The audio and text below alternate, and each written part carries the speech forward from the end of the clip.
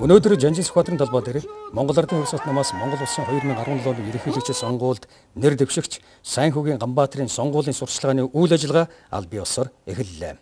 Монгол Улсын 3 дахь ерөнхийлөгч Монгол Ардын хувьсгалт намын дарга намрын 2 аль бие усын нээлтийг нээж хэлэхдээ манангийн үед Монгол орн илгээр хэвтлээ.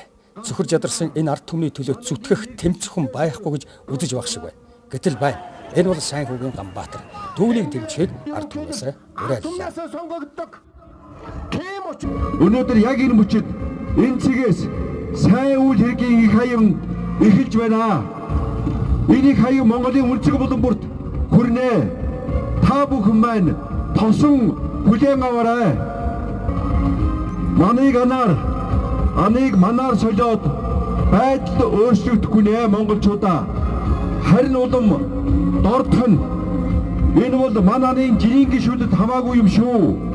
Харин жирийн гишүүд дэмжигчдийн нэрийг барин гэхдээ зөвхөн өөрсдийнхөө эрх ашиг боддог.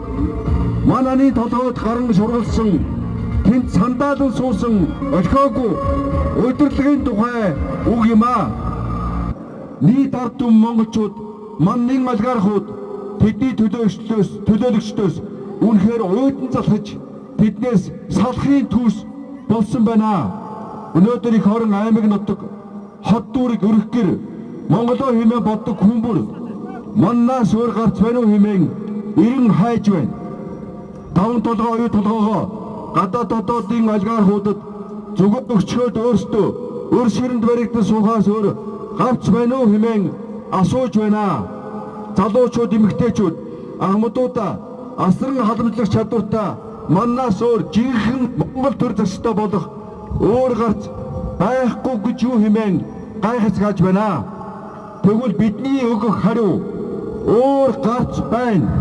Сайнхүүгийн Ганбаатар бол ард түмнийхээ төлөө, шудраг ёсыг тогтоохын төлөө, байгалийн баялагийг нийт ард түмэндөө хүрээлтэйгээр ашиглахын төлөө тууштай тэмцэгч мөн. Та бүхний дэмжигтэйгээр Монгол Улсын 3 дахь ерөнхийлөгчөөр сонгогдсон ажиллаж байсан хүний хувьд энийг ажлыг хийж чадах Сайнхүүгийн Ганбаатарыг Монгол Улсын 5 дахь ерөнхийлөгчөөр сонгохыг уриалж байна. Монгол Ардын хувьсгалт намаас Монгол Улсын 2017 оны ерөнхийлөгчийн сонгуульд нэр дэвшигч Сайнхүүгийн Ганбаатар сонгуулийн сурталчилгаагаа их Жанжин Сүхбаатарын талбайгаас эх орон даяар ийхүү эхлүүлж байна. Монгол орны төрд өнөөдөр хулгай нүрэлцсэн байгаа. Аимшигтай хулгай нүрэлцсэн учраас Монголын ард түмэн ажилгүй, орлогогүй, ядууралтай байгаа. Харин дээр нь байгаа бүлэглүүд хагалтлаа баяжиж байгаа. Итгэл, сэтгэл, сайхан сэтгэлийн үр дүнд Монгол Улсын 5 дахь ерөнхийлөгч болохоор бид дугсан байна. Монголын ард түмэн өөрийн гэсэн ерөнхийлөгчтэй болох болно.